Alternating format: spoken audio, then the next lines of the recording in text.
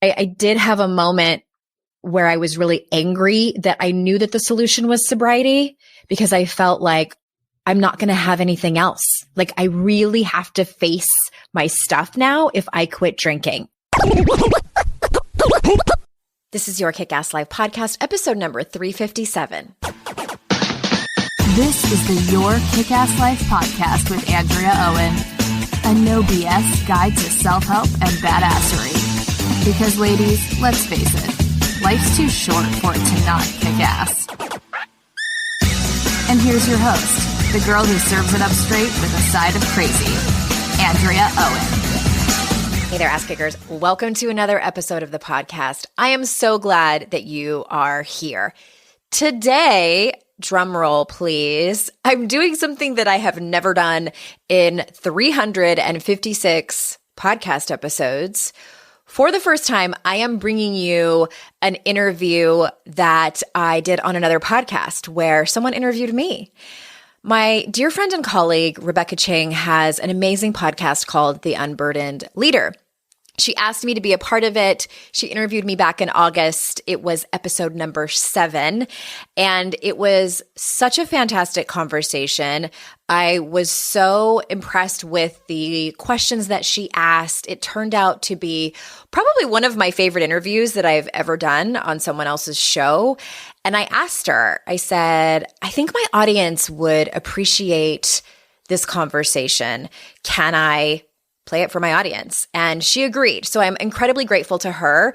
And we get into grief. We talk about so many different things. I can't even remember, like it was all about, we talked about hard things is what we talked about.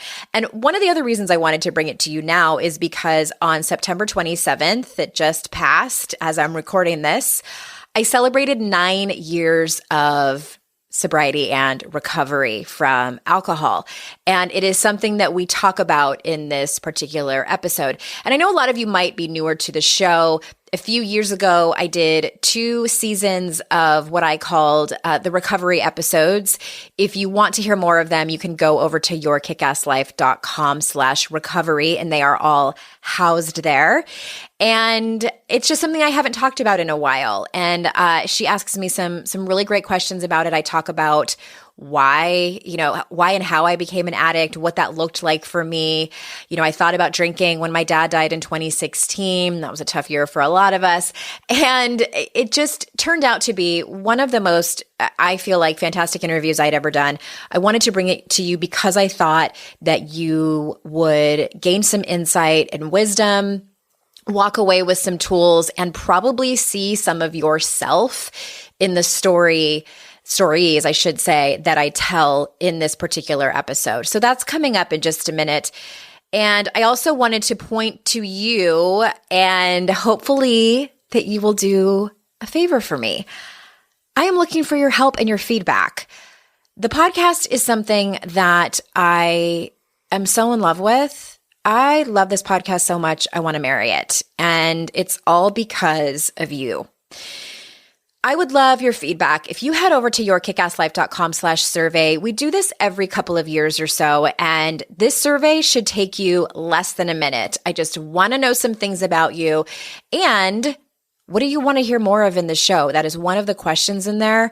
I am going to do a drawing, so 3 lucky people who fill out the survey are going to win a Your Kick-Ass Life tote bag and copies, I should say, of both of my books, 52 Ways to Live a Kick-Ass Life and How to Stop Feeling Like Shit, personalized, signed copies from yours truly. We're going to pick 3 winners. You might be listening to this late, so if you go over to yourkickasslife.com/survey, if the survey is still there, that means we're still taking answers.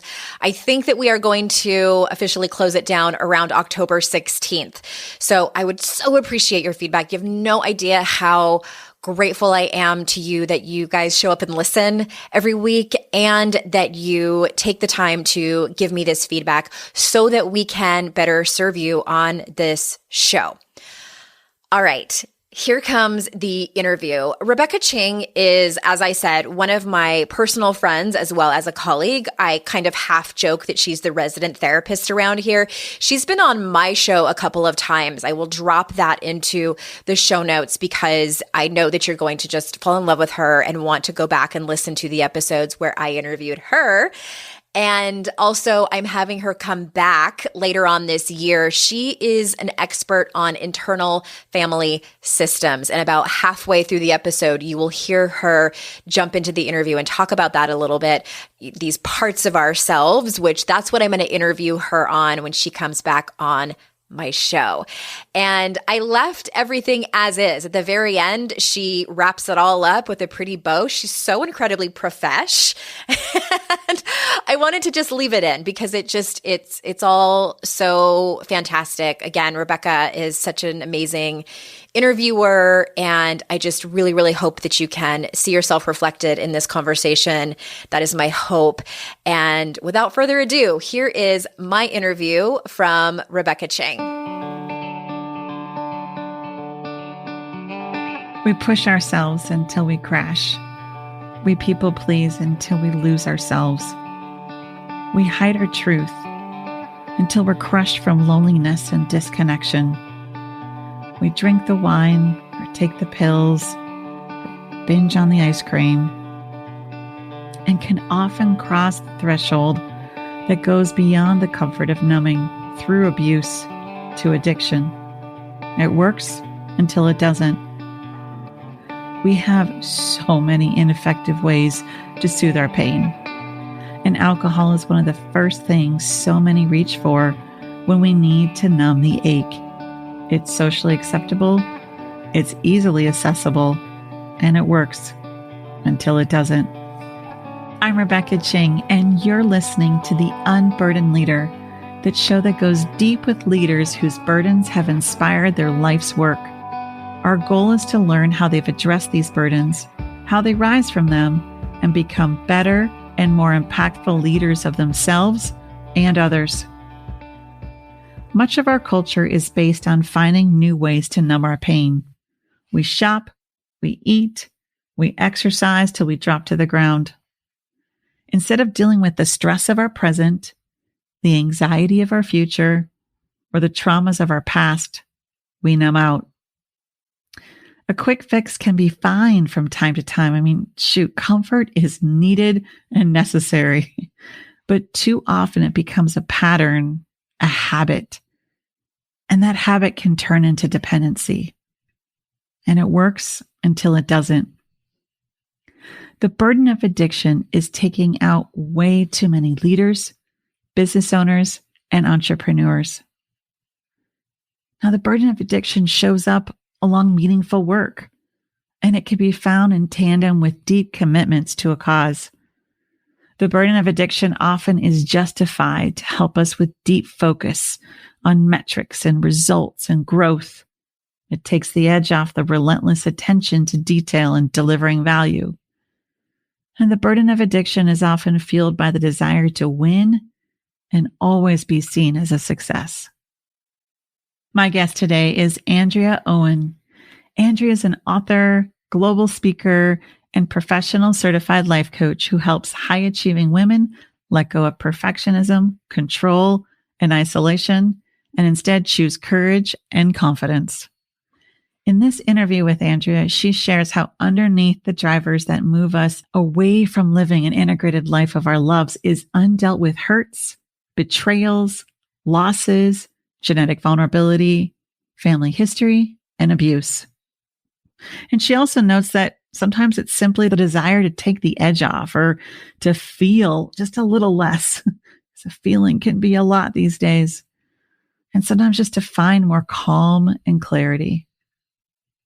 Pay attention to Andrea's continued circling back to the need to understand and heal her traumas in order to truly unburden the last of her addictions, alcohol.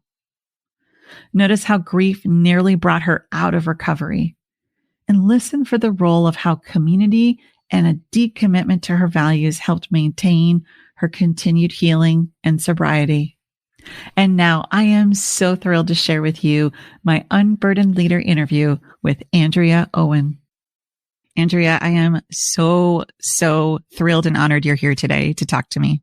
This is the highlight of my week. I am so happy to be here. Thank you. Oh, that means so much. Even before we started formally going into this interview, I was talking about how excited I was to connect with you because we know each other. We've known each other for several years now. Our lives have intertwined quite a bit. And there's so much I value about you as a leader, and how you lead in your home, in your work, and just your voice. And so I'm excited for people to get to know you. You talk about a lot of things publicly in your story. And I think also too, that's another thing I respect. You're very open about your healing and your recovery process. And you talk about it in a way that actually inspires. It doesn't make people feel crushed by it or wait, my expertise. Or that was too much. You know, you just talk about in such a trauma-informed way. And one of the areas that you're super open about is your sobriety and not drinking anymore. Yeah. I'm curious about what was a face down or rock bottom moment that still today impacts you? If we're talking specifically about recovery and recovery from alcohol, I don't know if I had like one face down moment. There were a couple of moments. I'm thinking back about those last handful of months where I was drinking fairly heavily. And I don't even like to say how much, because then people listening try to, compare how much they drink to how much I was drinking. And the quantity doesn't matter, really. I mean, obviously for some, it really, really does. It impacts their health. But for me, I had a moment where there was a handful of them. The end of my drinking career ended when my kids were toddlers. I walked through my 20s, fairly normal. I grew up where you live in San Diego. There's a lot of places to get in trouble down there. We went out partying and it was some binge drinking, but I hate to say it, nothing like out of the ordinary. I could really take it or leave it. My drinking really picked up when I recovered from the other things like codependency and my eating disorder and my love addiction, which we can talk about. My drinking picked up speed. And, there was a moment where I was standing at the refrigerator door. My husband had come home from work and he was pulling into the driveway and I had a bottle of Chardonnay in my hand and was chugging like a few more ounces before he came home and put it back. I would fill up. There was one time where I filled up an empty can of Diet Coke with Merlot to go out and like pull my kids around the cul-de-sac in the wagon because I was bored. Really what was underneath it, I was still grieving and dealing with the trauma from my first marriage exploding in my face, dealing with old childhood stuff that I hadn't even known was an issue. And the drinking was just a symptom of my codependence that I was hanging on to and a lot of unresolved trauma that I hadn't even looked at. So it was sort of the last frontier as far as symptoms. But I did have a moment where I was really angry that I knew that the solution was sobriety because I felt like I'm not going to have anything else. Like I really have to face my stuff now if I quit drinking. And I didn't want to. and it was really the face down moment, I think, was more symbolism than anything of, okay, this is it. Like especially if I'm going to do this work that I do and walk my talk, I have to quit drinking. I have to. And that means that I'm also going to have to really dive deep into my stuff. And that was the scariest part of it. You said a few things that I thought were really, really powerful. Well, first you said the end of your drinking career. Mm-hmm. Tell me about that phrase. I think that, if anyone out there is listening and who identifies as being an alcoholic or an addict in some way, we get to a point where it feels like it's a career. It becomes a full-time job of not just managing the physical act of drinking, but it's the mental stuff that we go through.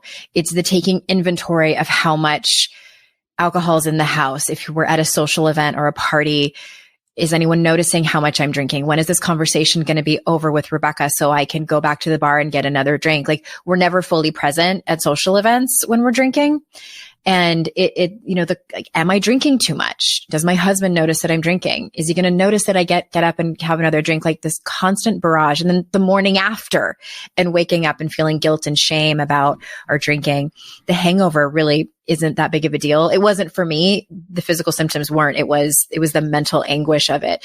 It takes up so much space in our minds that for me, it felt like a career.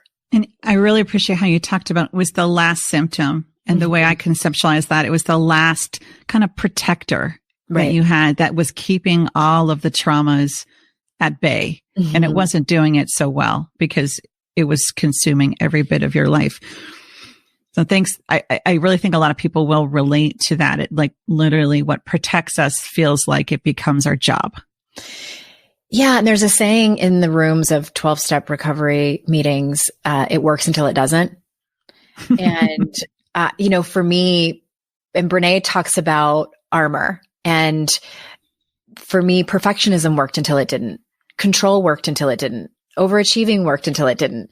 And, that's what I wrote about all those things in my second book. And it was the same thing with drinking. It worked for a while until it didn't. And I think that, those are all symptoms. And maybe I spoke too soon. Like I still have to be careful about work. That's another symptom, but it's like a noble one, right? So yeah, for me, it was just, they were all symptoms. They still are. Yeah, thank you for naming that because, and we've talked about perfectionism before. You've had me on your podcast to talk about perfectionism and shame. And you mentioned Brene. We're referencing Brene Brown. Both of us are certified Daring Way facilitators, and I had the privilege and honor of helping you complete your certification process in that. And perfectionism has always been my drug of choice. And work is its like BFF for me. So I think that, as Brene talks about, if you do perfect, you be perfect, you look perfect, that the armor, what again, I call protection around that, but it's not sustainable. It's not sustainable. It's not, mine is control, which I always say perfectionism and control are sisters. And, who knows, maybe the way we describe those symptoms, they look exactly the same. We just name them different things. And overachieving is like the best friend of those sisters as well.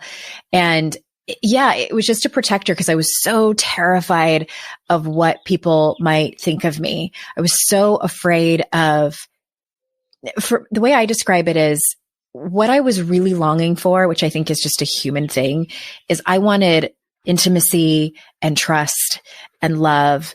And it was also at the same time, the things that I was so incredibly terrified of. I didn't, my therapist said to me one time, she said, Andrea, I don't even know if you know what a trusting relationship is.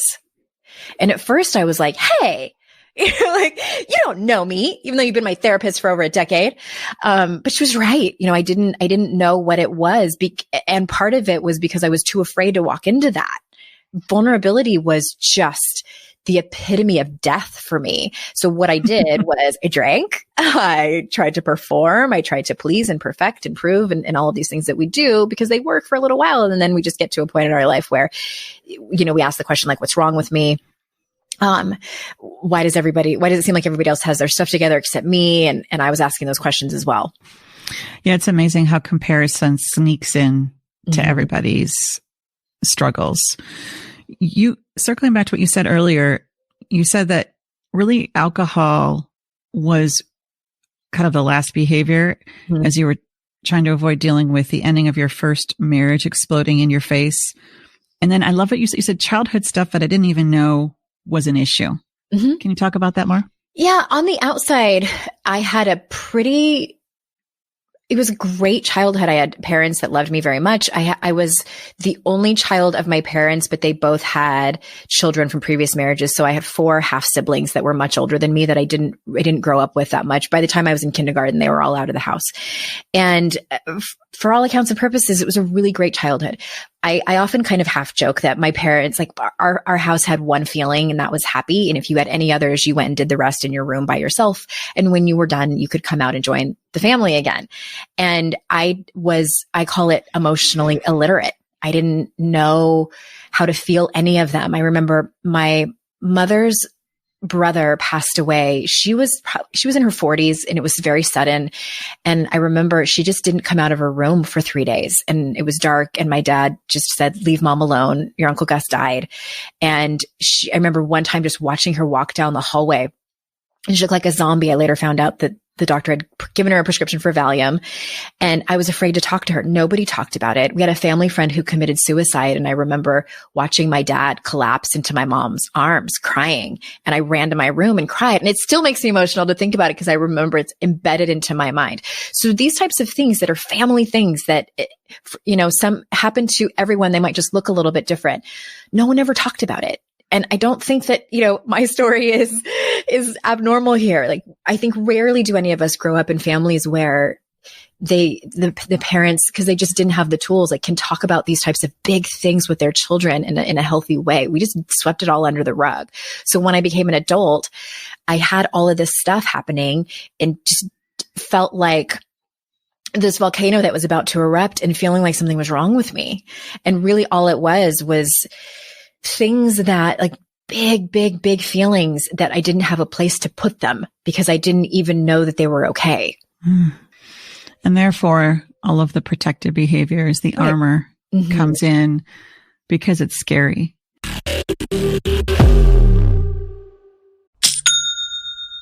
Shopify's already taken the cash register online, helping millions sell billions around the world. But did you know that Shopify can do the same thing at your retail store? Give your point of sale system a serious upgrade with Shopify.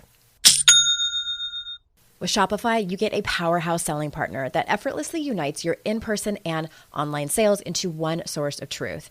Track every sale across your business in one place and know exactly what's in stock. Connect with customers inline and online. Shopify helps you drive store traffic with plug-and-play tools built for marketing campaigns from TikTok to Instagram and beyond.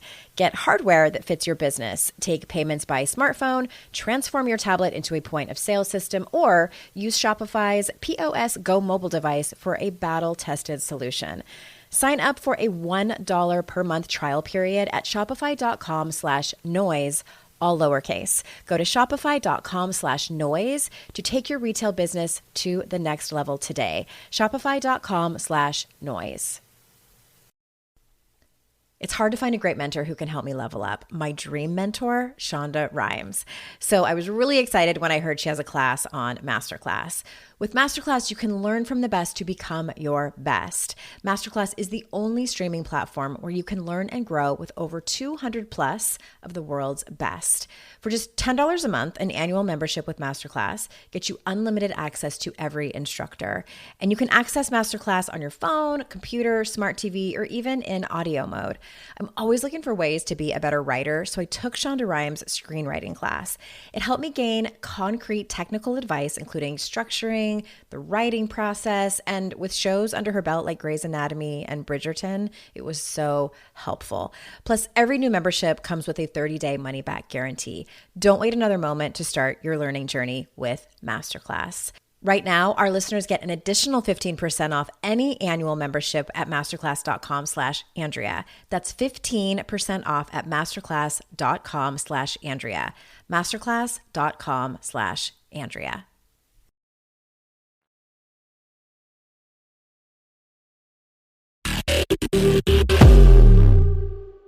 Yeah, the emotional literacy piece is big. It's a nice little fancy way of saying, being able to identify and respect and feel your feelings and not feel like there's anything wrong with you in the process. Normalizing that. And really, our culture has we're in a reckoning with that. And I think there's some really important shifts, but we're still feeling the effects of that. We are. And it's interesting. I think when you've been doing this work as long as you and I have, we start to sort of see other people's stuff. It does help. I'm just speaking for myself here, but I've come to have a lot of compassion for people. Sometimes that comes after I judge them. And to have compassion for them because I'm like, oh, they're just, putting up their shame shields, or they're, they've fallen into an unwanted identity and things like that, because no one escapes that. I don't care if you're the president of the United States or, you're mail carrier. You're shaking your head over there on video. Yeah. I try to have compassion, but I just think that we're all out there just trying to reckon and rumble with where we are in our emotions. And a lot of us just don't have the tools for it. Yeah. And your story is a really, really, it's a really good example, a really good witness to, there's no other way to be able to be human and tolerate being human other than doing the work. Mm-hmm.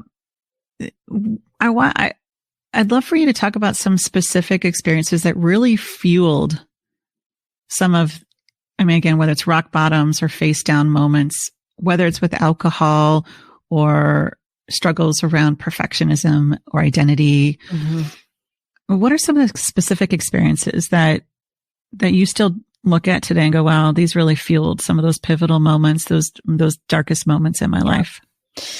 There was a few of them. When I turned 18, about 5 minutes after my high school graduation, my mom left my dad. I had no idea that they were even having any problems. Looking back now, it's very obvious, but at the time I didn't know. A couple months after that, my dad held up a beer and said that he was checking himself into inpatient treatment center. I was like, for what? I thought everybody's dad drank 12 beers a night. Apparently that's a lot. And he was a functional alcoholic, checked himself in, and there was family day, as there often is in these kind of treatment centers. And the level of shame that I felt sitting in that circle of addicts and alcoholics and their families, I had never experienced that level before, where it was very much in my face.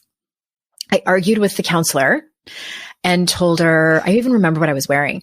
I argued with the counselor when she said, your father is what we call a high functioning alcoholic. And I said, I don't know what that is, but we don't belong here. And there was another teenage girl there, and she was crying, and her mom was a meth user. And I just, the feeling of wishing you could just unzip yourself and get out of the room. And my mom had her arms crossed over her chest, angry at my dad, cause we never talked about anything. So this was like, holy crap, alarm bells are sounding. This was the biggest thing my family had ever confronted. I was angry at my dad. I didn't understand mental illness. He also had anxiety and depression. And I was like, you need to get yourself together. He had fallen off of his white horse. There were so many different things that were happening all at once. My throat is tightening right now, just remembering it. And this was decades ago. It was really the first time my family had started to rumble with all of the things that had been building for years and years and years, unbeknownst to me. And then, that just years after that, and still to this day, my mom brings it up, and I have to be compassionate and slow myself down and try not to come at her from a place of the expert, because that's also my protection, is to sort of put my coach hat on and my author hat on and talk to her about all these things instead of being her daughter. Which, oh my gosh, talking to our families and our parents about hard things, I think still is, I would way rather have a hard conversation with my kid's teacher, my neighbor, than my mom. And, another point was I was in a very long-term relationship and ended up being my first husband. And for the first 10 years of our relationship before we got married, I was unfaithful, and he was too, and we had never talked about it. And, it was for me looking back, and, it wasn't until years later where I realized that was true love addiction of what I was doing. I was using men and relationships, very short relationships, as my drug. The cycle was I would go out to, dancing with my girlfriends, find someone to hook up with. I would hook up with that person. Sometimes we'd have a relationship, using air quotes, for a couple of weeks. I would feel horribly ashamed about it and need to feel relief from that shame. And so the cycle would start all over again. And looking back sort of on the wreckage, those are just two examples of many, but that sort of wreckage and realizing what ended up kind of, when I say exploded in my face, is like I had 2 back-to-back relationships that fell apart and that were really dramatic the way they fell apart. And I had to contend with the fact that I was the common denominator in both of those things. Not to blame myself, like my partners had done some pretty awful things to me, but I had tolerated it. I had not listened to my intuition that told me these relationships are going nowhere and are bad for me. I had tolerated so much bad behavior. I had participated in bad behavior to sort of try to remedy the pain from that. And that was sort of my awakening of like, oh, I can no longer blame everyone else for my problems, because that's what I was doing. I was looking to everyone else to make me happy, to fulfill me. Like if they would just change, we would all be happier. And we needed to realize that. That's what I had to come to terms with. I can't remember if this is something we talked about or I heard you talk about, but along those lines, you talked about your marriage ending. There's a lot of betrayal trauma in it. Shortly after, there's another relationship, and that pattern continued. Yeah. Around fidelity, around substance abuse, and you were all in. And I don't even know if your divorce was final at this point, but I was in that second relationship. And there's this moment you talk about where no work, your lease was about to end, and you're on the phone with your sister. Can you talk a little bit about that? So my first marriage had ended. He had had an affair with our neighbor and got her pregnant while we were in talks of trying to conceive our first child. That was the relationship I was in for 13 years.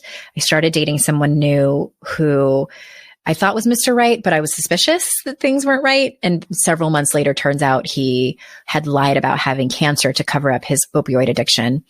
And I had become pregnant by him. He had talked about getting sober and we were going to move away to another city. And I quit my job. I got out of the lease of my apartment. He went away to rehab, and I was hopeful that he could, because it does happen. Some people get sober and change their life and, live happily ever after. I was hopeful that was going to be us. Unfortunately, he met someone in rehab and broke up with me, started a relationship with her. So I was pregnant. I had left my job that I loved so much, and they had filled my position, so they couldn't take me back. I had gotten out of the lease of this apartment that I loved, and I called my sister, and I was in the fetal position on the floor in my near empty bedroom. Everything's in boxes. And I'm crying, and I said, I can't believe this is happening again. I can't believe this is happening again. I can't. And you know how we all have those people that we call, but we shouldn't? That's my sister, because she's so invested. She's the one who gets in the box with me, as they say in our world. And I was also realizing in that moment where I'm kind of like, oh no, she's coming down with me. But it was, I kept repeating it because it was one of those moments where you kind of have an out of body experience. It's shame and so many feelings where we get kind of tunnel vision, and we remove ourselves because the pain is so great. It's trauma. And I also, when I came out of that, when I regained consciousness, that's really when I decided, I was like, I have got to change my life. Like, I cannot continue this way. And I don't know what that's going to look like, but it was also a spiritual experience because I surrendered and looked up at the sky. I had a couple of these moments along that, like probably 6-month period, where I said, I don't know where I belong, but I know it's not here at this rock bottom. So whatever it is I need to learn, I'm open. Because my prayer before that had always been specific. Like, I had a list of like specifics. Like, I want this person to behave differently. I want this person to change. I want this person to understand I was the center of my life. I thought the world revolved around me and everybody else was just messing up. I realized that I had to give up that belief, and it was up to me to change me. And I even kept all of my journals, and you can kind of see where I start to realize, oh, the only person I can control is me. And that kind of surrendering and acceptance was painful. Because it's excruciating. I didn't know how to do it, for one. Yeah, it was excruciating. It's excruciating because you can't look outward anymore. It literally is, we call in the internal family systems world, the U-turn, the YO U-turn. It is right here, just YO U-turn. And yet that surrender is the most powerful and empowering place to be, because that's where we have our agency. That's where we have our power. I didn't know that. No, but you don't know. You have to like literally get everything stripped. You're in a room with no furniture, no relationship, no job.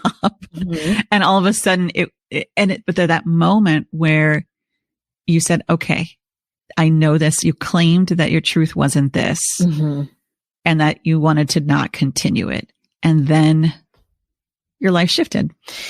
Yeah. Because before I thought surrendering and acceptance meant giving away all your power. I thought that meant like giving away my power to these men who had betrayed me, you know, and at that point I had been so disappointed by the men in my life. I was like, fuck this shit. Like, I'm not going to surrender. I'm going to fight until the death to gain power and control. I'm also an 8 on the Enneagram and an Aries. And so I think my personality just I love that way. And I am also very comfortable in my anger. And so it was definitely bleeding out all over the place. And so, and I say that because I don't think that's everyone's personality, especially for women, but I was going to fight tooth and nail to hold on to power. And it goes back to that saying, like, it works until it doesn't. And I had tried that and it wasn't. Well, what you thought was power, right? Exactly. My definition. And what did you think power was, and what did it shift to? I thought it was gaining control of other people. And it wasn't that I had a conscious, that wasn't like on my to-do list or anything, but it was, I looked at other people's behavior as, you know, the behavior that I didn't like, that was all on you, you know, and you need to fix that. You need to, you know, because at the end of the day, all I wanted was to be understood and loved and make meaning of my life, which is all we ever want. And I thought how I could gain that would be to control situations, control people, so they would like me, so they would love me. And I esteemed myself through others' eyes.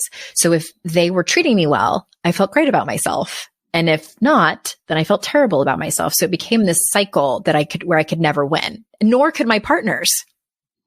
I was setting us all up to fail, really. Well, I mean, this is the epitome of your power and your worthiness and your safety was externalized. It was all based on on others, how they did or didn't treat you 100%. Or think about you. And that moment in that bedroom, you shifted and said, okay. I decided to shift. I don't think I shifted. I decided. A very important distinction. Thank you. You very important distinction. You decided to shift. And I think actually, thank you for clarifying that, because isn't that probably the most powerful thing we can do is just decide to change. Yeah. Like of the long road of like being human for the rest of our lives, rumbling with all of that and reckoning with our humanity. But that decision to change sounds like it was one of the more pivotal influences in your recovery. Yeah, because then there's so much that we have to reckon with before we even take action. There's a story that says there's 3 frogs on a log and one of the frogs decides to jump off. How many frogs are on the log? 3. Because the decision doesn't mean that you're actually changing. And for me, what the change actually looked like was a lot of journaling, small action steps. It was setting a very firm boundary with my son's biological father. And deciding, you know, making decisions on that were for my own mental and emotional health, as well as my child. It was having hard conversations with my family, which still, you know, my father passed away in 2016. And there are still things I never talked to him about because they were just too gut-wrenchingly painful to ask him. So I wrote poetry instead. And still to this day, you know, it's years and years later, I'm still doing the work. It never ends. So much of what we've been taught about struggle fuels doubt, fear of failure, perfectionism, discomfort, and more. These fears try to keep us small and can hijack how we lead ourselves, our businesses, and those in our charge. So instead of hating and trying to kill or will away these struggles, I'm calling you up to befriend these parts of you, which really have good intentions and are simply trying to protect you, even when how they protect no longer helps and no longer works. I created the anatomy of the YOU turn so you could have a dynamic resource to help you map your inner influences, build relationships with them, understand their intent, and eventually lead them instead of them leading you when the echoes of recurring struggles show up. Get on the waitlist for the Anatomy of the YOU Turn online experience. Go to RebeccaChing.com/YOU and enter your email address, and you'll be the first to receive information when this Unburdened Leadership tool launches. I am so excited for you to have access to this practice customized for leaders, business owners, and entrepreneurs like you.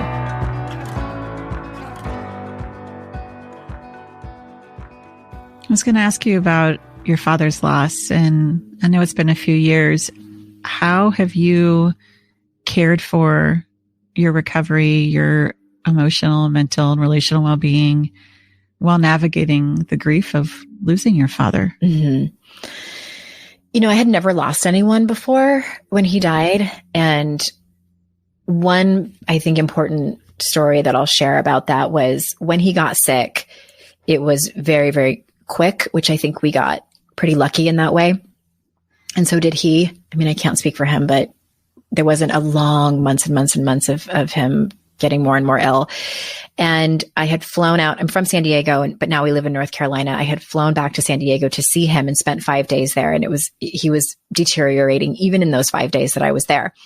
Flew back home, and I told the powers that be, I said, if you know that it's time, which I had a feeling it was going to be like probably within a month or two, call me because I want to come back out. So it was only a week, and I got the call from hospice, and they said, you know, he's in hospice now.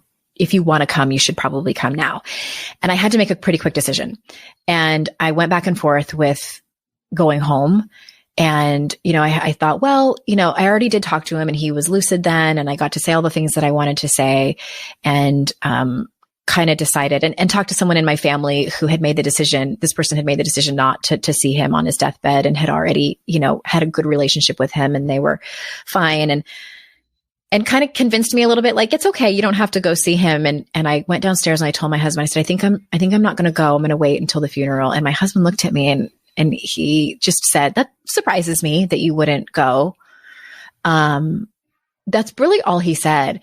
And I had to admit to myself that I was running away from the pain.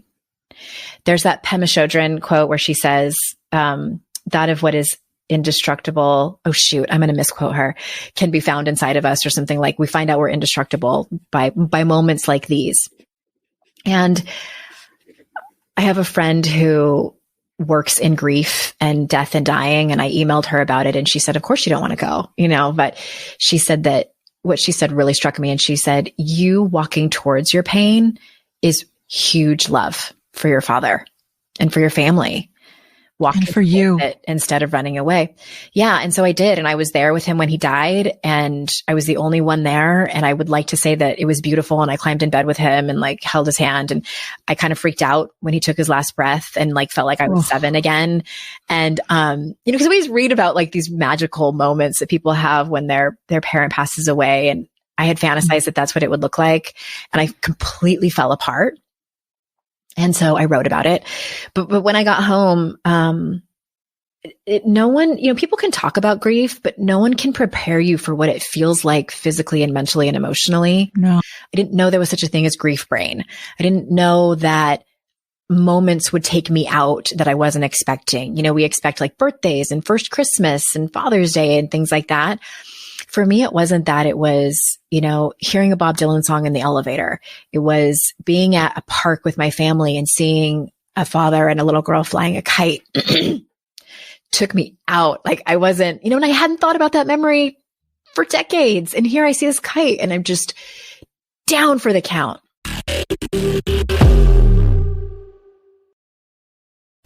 Today's podcast is sponsored by MIDI Health.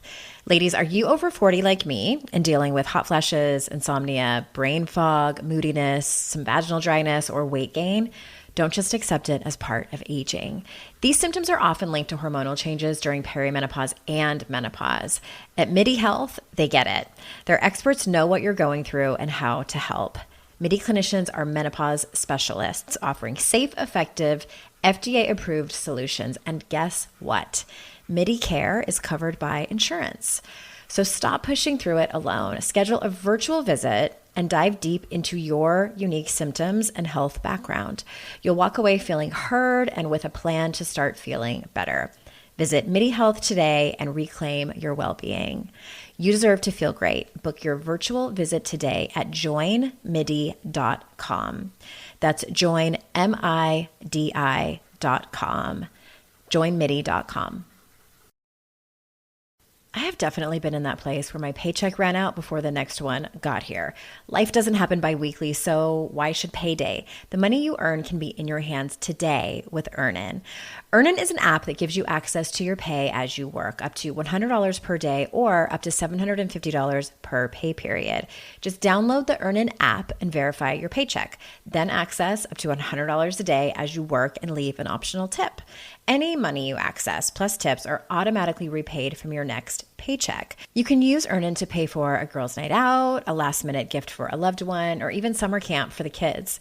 Make Earnin a part of your financial routine and join Earnin's over 3.5 million customers who say things like, when I think about Earnin, I think about financial stability, security. It gives me a lot of peace of mind. Download Earnin today, spelled EARNIN in the Google Play or Apple App Store. When you download the Earnin app, type in noise under podcast when you sign up. It really, really helps the show.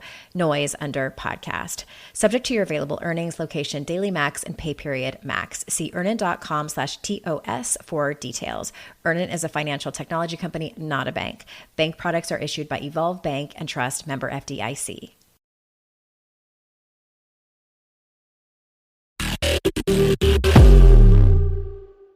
But there was a moment in the kitchen when I had gotten home and my kids had gone back to school. My husband had gone back to work. My mom had gone home and I was alone unloading the dishwasher, and a wave of grief hit me that took me to my knees. And that hadn't happened to me since 2007 when my life fell apart. And I had the thought of, a bottle of wine sounds amazing right now. It was like 10 in the morning. The next thought was nobody would know, my kids would come home and it would be okay. It's just one bottle of wine. And the truth of it is like, I don't want a bottle of wine. I want to change how I feel. I want to get rid of this grief because I feel like it's eating me alive. And it feels like, when people say, I finally understood what people were talking about when they said, I feel like the weight of the world, like the world is crashing all around me. Like I was like, oh, this is what that is, because I had never felt that kind of sorrow before. And I called two friends. I texted one and called another and just told them, this is what we do in recovery.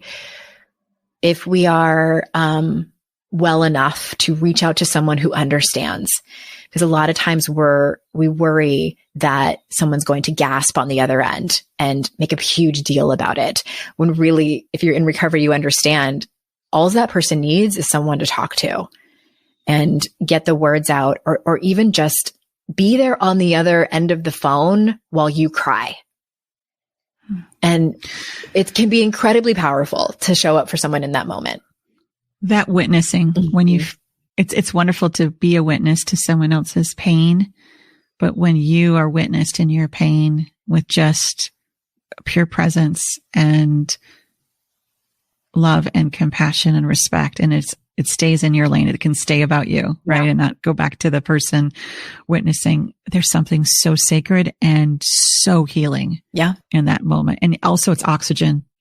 It just gives us an O2 when it's hard to breathe.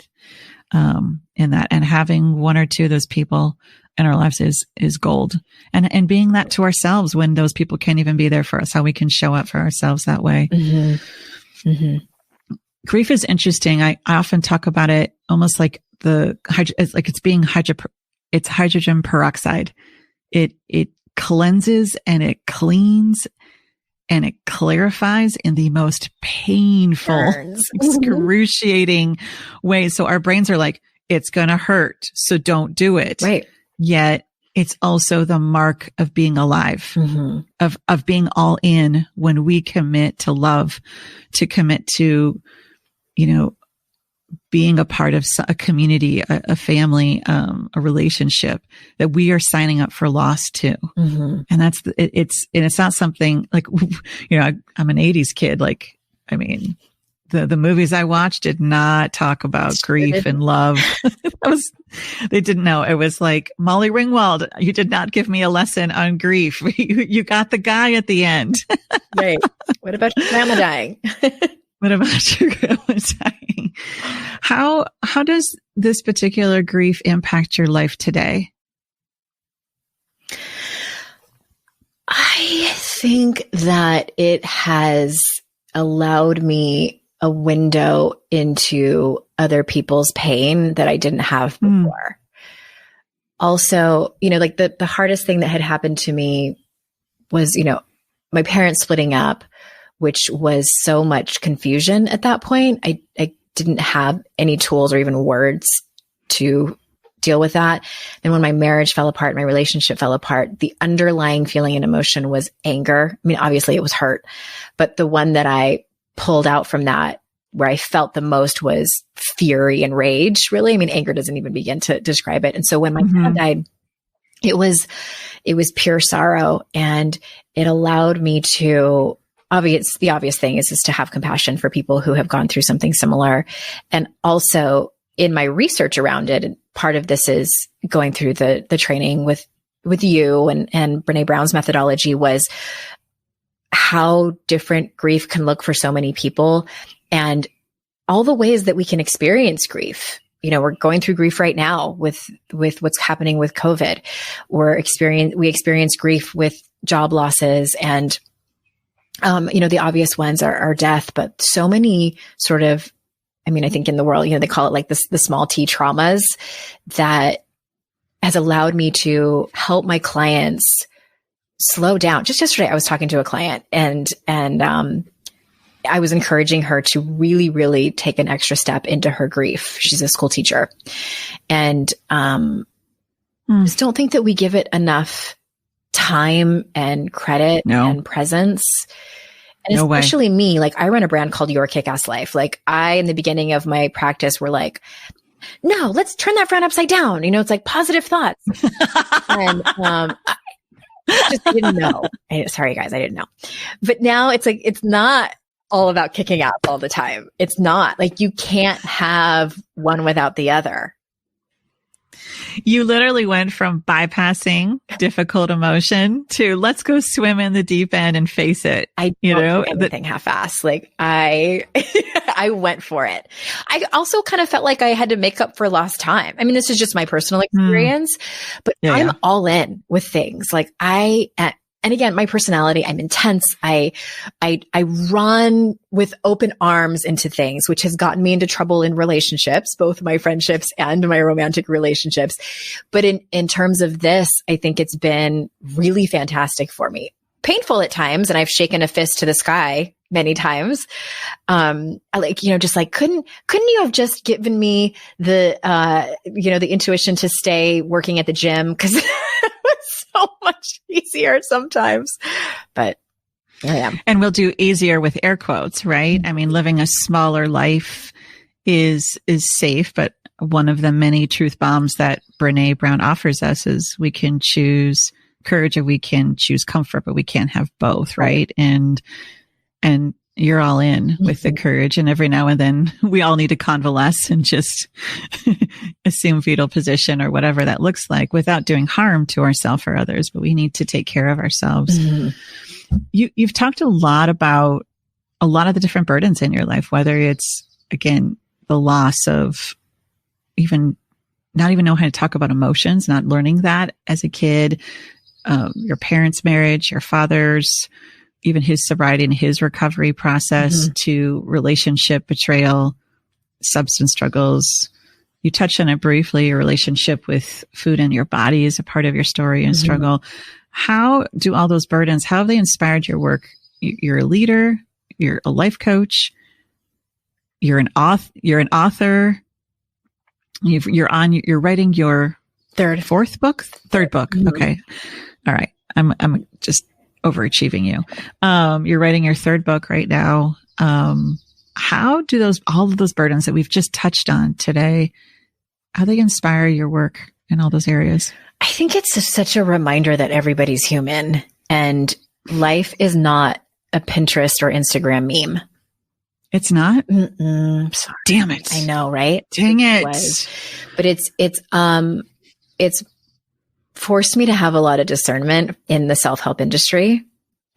And okay, talk to me more about that. Well, I just think that we want, and by we, I'm making a sweeping generalization here, but we want a spoon-fed version, step-by-step process, surface level way of being happy and being fulfilled. And I quickly found out that that is not the case. Within the first couple of years of my work, I was like, oh, dang it. There's so much deeper work to be done. And it was, I got sober just a few months into launching my brand. And it's allowed me to have so much compassion for people and also refer out to people who come to coaching and have continued the same behaviors over and over again. And when I ask them, when is the first time you remember participating in this behavior? And they tell me a story of their family of origin or a former relationship, and they haven't really dealt with it in the way where it deserves to be treated. I can't just give you a tool for your negative self-talk. And that's just slapping a Band-Aid on a wound that really needs triage, and it just has given Thank you. Yeah. It's just given me so Thank you for saying that. For therapists and psychotherapists and trauma work. And I do think that there's so much in the self-help industry that is ignoring that or just trying to put a Band-Aid over it. And I will not stand for that. I will continue to talk about it and call it in when I can. And and I just think that the people who really believe that that's the remedy maybe haven't done their own work. And I'm calling, welcome. There's plenty of room here at this table. But I think that to answer your question, I think that that's how it's helped my work is just to expand it. And I'm lucky enough where I have a network where I can send people to you and other people that I know who are doing this deeper work because it is necessary, not just an option. It's necessary, not just an option for all of us. That's what I'm hearing you say. And I wholeheartedly agree. It's why one of the many, many reasons I value you and respect you. Because we've both seen the damage done of you've done these 3 steps and you're not healed. So what did you do wrong? Themselves. Mm-hmm. Exactly. And then you and I end up working with people kind of climbing out of that is almost the first level of work. Yeah. Oh, I've already worked on this. I already did my mindset shifts. And mindset is what you do after you've done that, you kind of do, that's the maintenance work. When you get tripped up, like which we still do. Totally. Oh my gosh. We're in this world with, I think there's a statistic I quote back in early 2000s. So I know it's more today, but there was 3,000 messages a day we hear. And about a third of them alone are just even about our relationship with body and food, just on that. But we have 3,000 messages inundating ourselves a day. So mindset work is kind of a non-negotiable in this hyper-connected world. And I appreciate you talking about, because there can be even trauma in trying to heal your trauma. Right. And I see that in the personal development community, professional development sometimes, but mostly this personal development community and this impatience. There's nothing efficient about healing and about growing and about changing. Or linear about it. Mm-hmm. And we try to make it efficient and a 3-step thing and a tight quote. And I get it, but I also think we are doing harm in the process. And I appreciate so much how you are a counter to that dangerous message. I'm curious, is there a burden you're still carrying that threatens to take you out? I love this question, but I'm first curious, can you define what you mean by take you out? Because that could look different from me to you. Okay. So I want to be like the annoying person and say, what does that mean to you? Because I won't be that annoying. So I guess I want to be broad. I'll be broad here and say just, you're doing your life. And there's something your system is still carrying, your nervous system, your story, your belief system. There's a burden that's still lingering, and maybe you're not aware of it. Maybe you are, to a strong degree or not. And that it's threatening to take you out of alignment with your values, take you out of functioning in your day to day, taking you out, robbing you of your joy and your sense of worthiness. Mm-hmm. Is that helpful? Yes. Okay. I could give 5 different examples. And I think that, it's interesting. I was about to talk about it, and then the voice said, like, no, don't brag, but I'm going to go with my first gut instinct. Nice. I am really proud of myself that I can recognize when that's about to happen fairly quickly. So just the other day, it was over the weekend, my husband and I were talking about, cause the kids not being in school and, having to be homeschooled, I'm using air quotes, with parents that are sometimes still having to go to work. It's a mess, right? It's a mess for so many families, and it's a bit of a mess over here too. So my husband is the one who's been in charge of that. And we have one child with special needs, one neurotypical, 2 different schools, lots of different teachers. It's complicated. And so we're working with some teachers, and there's lots of emails and correspondence, and, it kind of tends to tip the scale with who's doing the most labor and things like that. So I'm having a conversation with my husband, and when you're in a partnership with someone and you're having a conversation, and then it just ever so slightly starts to tip into emotions, kind of start to kick up. And obviously you don't know how that other person is feeling, but you can kind of sense it in their body language and their tone of voice that they're getting triggered, and then you're feeling it. And years ago, we would have just continued to run with it, the conversation, which would then turn into an argument. But I immediately felt it and felt like my throat tighten, and felt myself, we were headed into the lane of jockeying for who's the bigger victim here. A lot of people listening have had that argument with their partner. No, I have it worse. No, I have it worse. Let me tell you all the reasons. And we just want to be heard. So I felt myself starting to do that, starting to launch into, here's all the ways that my life is harder right now than yours. And I stopped us and I said, you know what? I am sensing that this is a bigger conversation than the topic we're actually talking about. And so, I said, let's bring this to the therapist. And maybe you don't have a therapist if you're listening, but you know that it's a bigger than what it actually is presenting as. And so I find that what can take me out are old patterns. And I am triggered by stuff that happened in my former relationship. I am also triggered by things that happened in my marriage 7 years ago, when we were first going through, the testing and diagnosis of one of our children. And so I named it and just said it right then and there. And my husband would probably not know that unless I named it. He would just still think that we were having a conversation. How is he going to know that unless I say it out loud? So what I love about this, and I want to make sure I'm hearing this right, is you're recognizing, because of your story, and you've done an incredible amount of work, an incredible amount of healing, but you still have these vulnerabilities, these tender spots where your system still says, really, whatever that may be, they still hold the echoes of some of these beliefs and these pains, and you're aware of them. And instead of shaming them and feeling like they should not have a problem at all, this is my summary. These are my words here. It's like, this is me. Yep. Here's the tenderness. So I'm going to take care of myself, and I'm going to pause the conversation, and you're going to do, you do your things then, so you don't go down the path of, no, I'm the bigger victim. No, I have it worse. No, I have it worse. Which is for this example you gave. So just that awareness of, it's not like you're 100% over it. I think that's such a damaging narrative. Mm-hmm. And it's like, if someone breaks their leg, that even the leg heals, but it still might feel a little off on sometimes, right, or when you run a certain way. So it's part of trauma too. It's like, we can heal, but there's still in our humanity, still be those echoes of our story, of the betrayals, of the hurts, of the woundings. And it's not about us being flawed, but you now are leading yourself. You're leading your system versus those parts of you leading you. Exactly. Because those other parts that you just mentioned can run away real fast. And I think John Gottman's work, where he talks about the research that shows, once your heart rate gets above a certain level, that you're just not even listening anymore. Nope. And that's what I feel starts to happen. Like when I start taking a very, very quick inventory of my head of past hurts and, oh, remember when this came up before? And this is what happened. And I know exactly what's going to happen, and like once that starts happening and I find my heart beating a little bit faster and I'll cross my arms over my chest, my throat tightens. Like I know also what my physical symptoms are. And I will just like, that's where I draw a line in the sand. And I'm like, my bottom line thought about this is I love my marriage too much to let old crappy patterns back in the door where we know we have the evidence to show us where that leads.